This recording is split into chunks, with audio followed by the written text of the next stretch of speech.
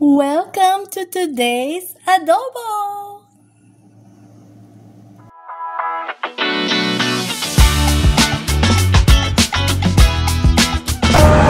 Of the ingredients, the toppings, from the noodles to the toppings to the variety of noodles, and of course the broth, the forever boiling broth. And there, look at the meat, the offals, all the meat, and good to note, the kitchen is clean, clinically clean. I hope I don't see even one fly.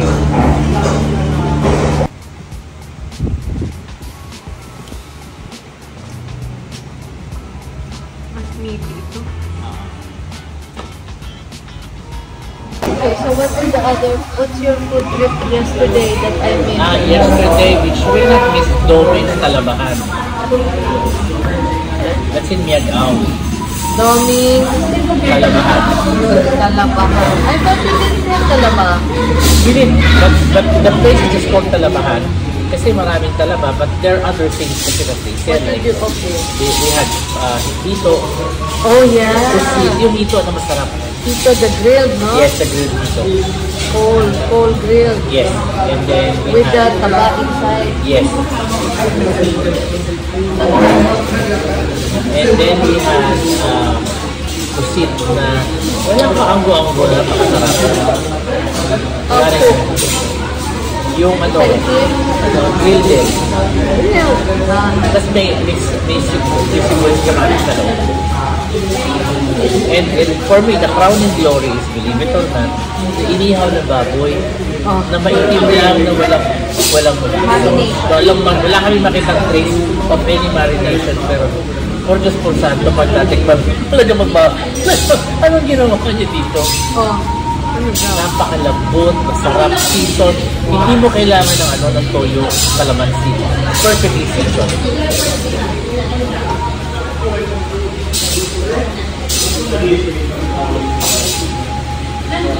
So you were saying about season, Visaya.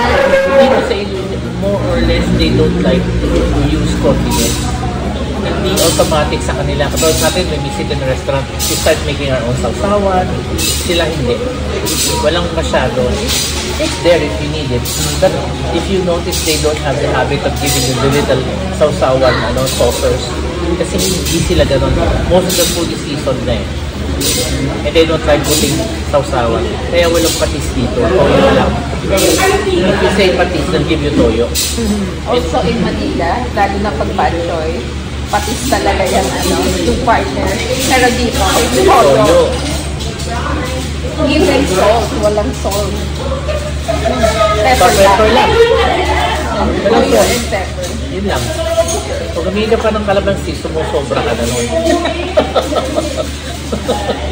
So, naghanap ka pa talaga ng patis na fish sauce. Yung ibang sa Manila, yung ibang bibili mo yan at sili. Yeah. Siguro, hindi nyo na, kasi dapat masarap na yun. Oo, kasi nasanay ka na yun na yun. You don't put anything else.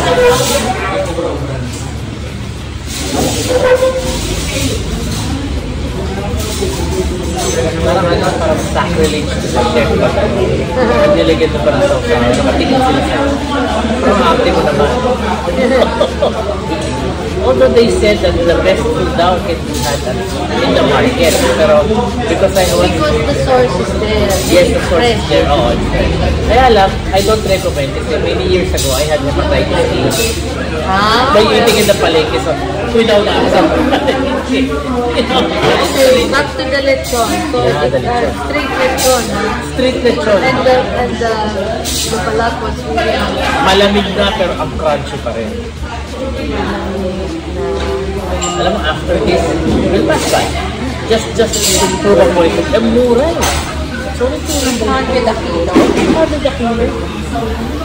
It's now at 1,500 sa Manila. in cash and carry.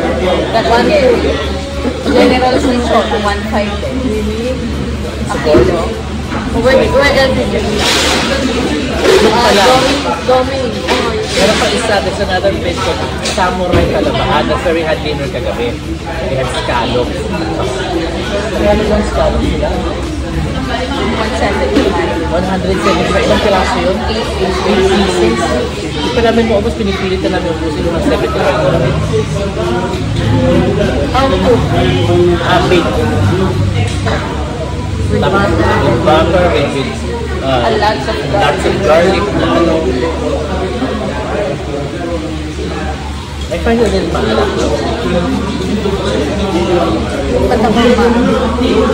We also have kilawin. Kilawin. Ano, Yung samurai talabahan.